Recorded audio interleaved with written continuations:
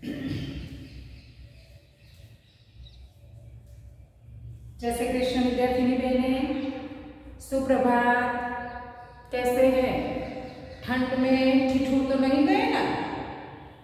अब मेहनत किए बिना तो कुछ हो गया होगा नहीं। कहते हैं ना कि कोशिश करने वालों की कभी हार नहीं होती।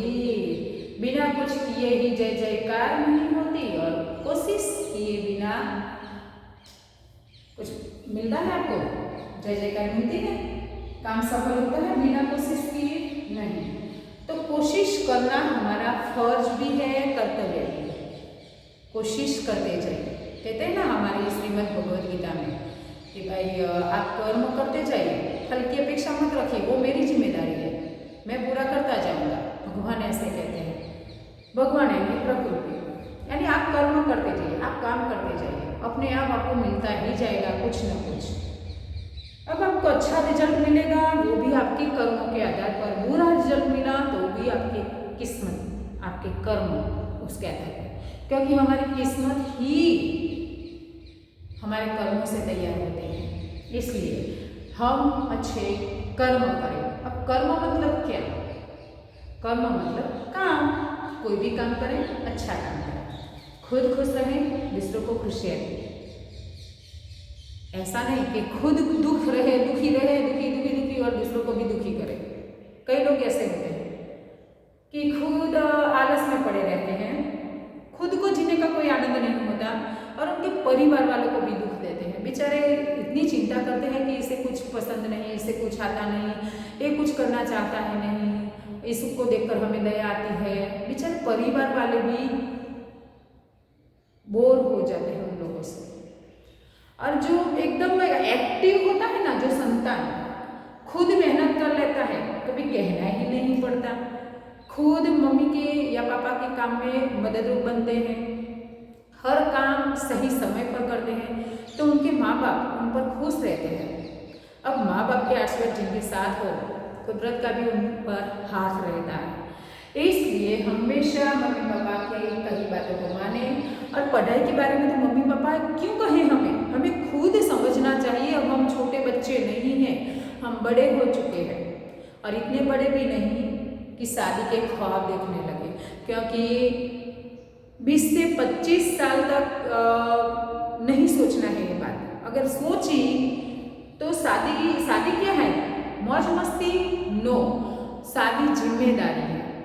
और इसलिए आप जिम्मेदारियों के बोझ के नीचे इतने दब जाएंगे कि आप कुछ कर ही नहीं पाएंगे। उदाहरण देखना है, अपनी माँ को देख लीजिए कि शादी के बाद कैसे जिंदगी बदल गई उनकी, किस तरह अपनी ज़रूरतों को छोड़ दिया, किस तरह काम को ही अपनी जिम्मेदारी मान लिया, किस तरह अपने सपनों को छोड़ दिया। अपनी माँ को ही देख लीजिएगा। और इसलिए कहती हूँ कि प्रेम करने के लिए पूरी उम्र पड़ी है। शादी के लिए ये 25 साल के बाद करेंगे जब हम नौकरी करेंगे, पर तब तक तो एक ही लक्ष्य होना चाहिए, पढ़ाई पढ़ाई पढ़ाई। जब तक हम कुछ बन न दे तब तक हमें पढ़ना है। इतना महान शस्त्र है कि आप जीवन में कुछ भी बन सकते हैं, पर अटल निर्णय चाहिए आपका, बाकी कोई कुछ नहीं कर सकता। माँ बाप तो बेचारे क्या कहेंगे कि लो चलो नोटबुक्स ला कर देते हैं, आपकी एकम कसौटी यहाँ से याद देकर जाते हैं, कुछ सूचना हो तो आपको देते हैं, आपको समय देते हैं कि चलो पढ़ो लिखो, पर आपको नहीं करना है तो आपकी करनी, जैसी करनी वैसी भरनी, आपको संतान भी ऐसे ही मिलेगी और आप जिंदगी भर लाचार रहेंगे। और इसलिए कहती हूँ पढ़िए, पढ़ना जरूरी है। चलिए तो हम हमारी 12वीं कक्षा हिंदी के अंदर आज नई कविता शुरू करने जा रहे हैं, और कविता का टाइटल है नींव की ईंट हो तुम दीदी। उदय प्रकाश जी है हमारे लेखक। आज मैं आपके सामने प्रस्तावना रखने वाली हूँ। आज ये बताने वाली हूँ कि उदय प्रकाश जी ने इस कविता के माध्यम से हमें क्या संदेश दिया है। तो यहाँ एक व्यक्ति है, एक लेडीज, एक स्त्री है जो जिनको बच्चों ने दीदी सम्मान दिया है।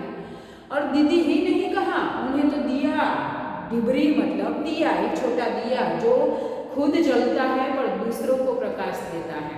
ऐसा कहा है कि तुम अंधियारे में उजियाला बनकर हमारे हमारे जीवन में आई हो, तुम हमारे लिए खुशियाँ लेकर आई हो, तुमने हमारे लिए अपने जीवन को समर्पित कर दिया है।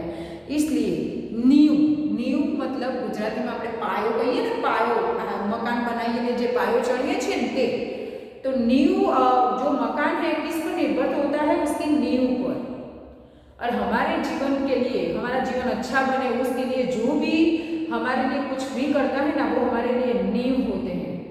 ज़्यादातर लोगों के जीवन में उनके माँ बाप ही उनकी नींव की ईंट बनते हैं, क्योंकि उनके जीवन की जो सफलता है उसके लिए उनके माँ बाप सहयोगी बनते हैं। इसलिए तो यहाँ एक दीदी है जो हमेशा बच्चों के लिए प्रयत्नशील है, बच्चों को ज्ञान देने के लिए समय देती है, ज्ञान देती है, अपने स्वार्थ से ज़्यादा बच्चों का हित चाहती है। और सिर्फ एक ही जगह रुककर नहीं, पर जितने बच्चों को वो ज्ञान दे सके उसके लिए सतत वो प्रयत्न करती है। तो ऐसे बच्चों को के जीवन में ज्ञान का प्रकाश भर देती है, उनके जीवन में खुशियाँ भर देती है। ऐसी एक स्त्री पात्र, ऐसी एक दीदी जिनका परिचय हमें कराया है, और बच्चों ने उन्हें दीदी का सम्मान दिया है कि तुम हमारे लिए नींव की ईंट हो दीदी, तुम हमारे जीवन की कामयाबी का आधार हो, तुम ही आधार हो, इसलिए तो हम ऊपर उठ पाए हैं दीदी। तो उन्होंने एक तरह से हम देखते हैं कि उन्होंने अपनी दीदी के प्रति अपना ऋण भाव भी व्यक्त किया है कि हम आपके ऋणी हैं, आपके कारण ही आज हम जो कुछ है वो है। मैंने तो इतने स्वार्थी लोग भी देखे हैं कि जब गरज होती है ना स्वार्थ, तो दूसरों के साथ चलते हैं कि नहीं आप मुझे मदद करिए, और फिर जब सफलता मिल जाती है ना तो लोगों के क्या कहते हैं कि ये तो मैंने मेहनत की थी। अरे बिना किसी आधार के आपने कैसे मेहनत कर ली थी? तो ये गलत होता है, स्वार्थी लोग ऐसे होते हैं, पर हमें स्वार्थी नहीं बनना है। फिर बने तो आपको मुबारक। ऐसे लोगों से नीमा का कोई नाता नहीं रहता, एक ही सोच लीजिएगा, क्योंकि नीमा में हमेशा परोपकार, एक दूसरे सहकार, एक सारी बातें सिखाई जाती है। तो चलिए हम प्रस्तावना में पहले उदय प्रकाश जी का परिचय लेते हैं और फिर हमारी जो प्रस्तावना है वो देखते हैं। 8वीं नींव की ईंट हो तुम दीदी उदय प्रकाश जी कि 8वें दशक के कवि उदय प्रकाश का जन्म मध्य प्रदेश के शहडोल, जो कि अब उसे अनूपपुर कहा जाता है, जिले के सीतापुर गांव में हुआ था। वे स्नातक कक्षा तक विज्ञान के छात्र रहे, विज्ञान विषय में पढ़े थे, किंतु बाद में सागर विद्यालय से हिंदी साहित्य में MA किया। उन्होंने जवाहरलाल नेहरू विश्वविद्यालय में अध्यापन एवं शोध कार्य किया। कुछ वर्ष दिनमान एवं पूर्वग्रह पत्रिका में संपादन कार्य भी किया। समकालीन हिंदी कविता को एक नई पहचान देने वाले युवा कवियों में उदय प्रकाश का नाम प्रमुख है। याद रखिएगा ये वाक्य। जीवन और समाज के यथार्थ के प्रति एक गहरी प्रतिबद्धता की झलक उनकी कविताओं में साफ नजर आती है।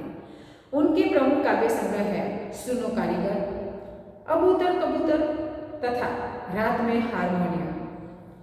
उनके कहानी संग्रह है दरिया घोड़ा, तिरिच और अंत में प्रार्थना तथा पॉल गोमरा का स्कूटर।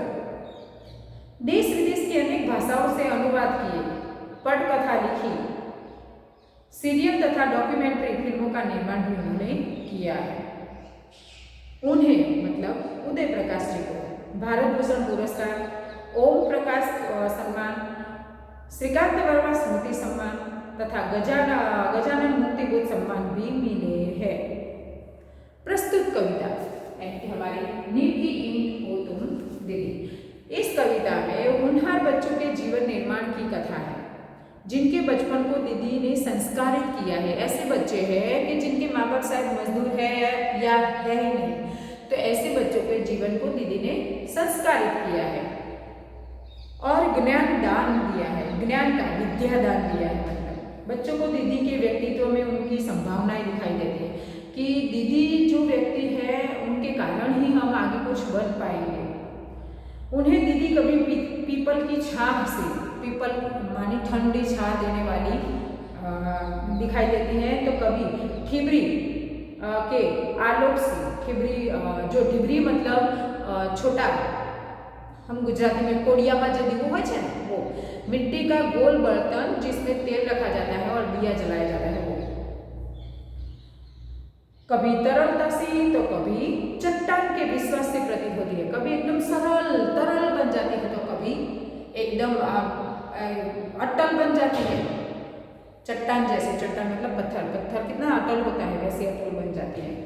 उन्हें दीदी की नई दुनिया में हारिल बनकर जीना भी मंजूर है और यही कविता की सार्थकता है कि दीदी ने एक नई दुनिया जब शुरू की है, वो एक नई जगह पर गई है, वहाँ भी वो दूसरे बच्चों को ज्ञान का दान दे रही है, संस्कार दे रही है। तो ये बच्चे जो है ये कहते हैं कि हम तो हारिल पक्षी बनकर वहाँ आएंगे और आपके पास से सब कुछ सीखते रहेंगे, क्योंकि दीदी का व्यक्तित्व ही ऐसा है।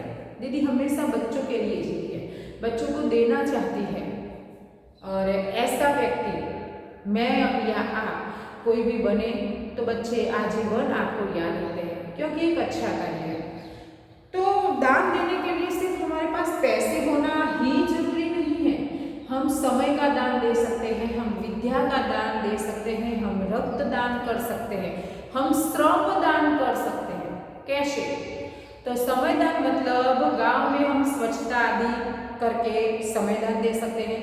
विद्या मतलब छोटे छोटे बच्चों को फ्री में पढ़ाए तो विद्यादान है। रही रक्तदान तो हम हमारी शायद 18 साल बाद हम रक्तदान कर सकते हैं। और उसके बाद मैंने कहा आपको श्रमदान। श्रमदान मतलब किसी का विकास करने के लिए आप श्रम करते हो और उससे जो पैसे आते हैं उससे अच्छे कर्मों अच्छे कामों में आप लगाते हैं, वो है आपका श्रमदान, मेहनत करना। तो ऐसे दान भी कर सकते हैं। तो यहाँ दीदी है जो विद्यादान करती है, समय दान करती है और बच्चों को संस्कार देती है।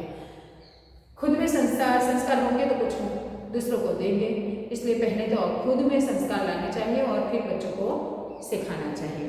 तो ये दीदी है जिनका परिचय अलग अलग रूप में, पीपल की छाव के रूप में, डिबरी के रूप में हम देखेंगे। कल कविता का पूरा भावार्थ जानेंगे और दीदी जैसा बनने का प्रयास करेंगे या नहीं? ओके, जय श्री कृष्ण।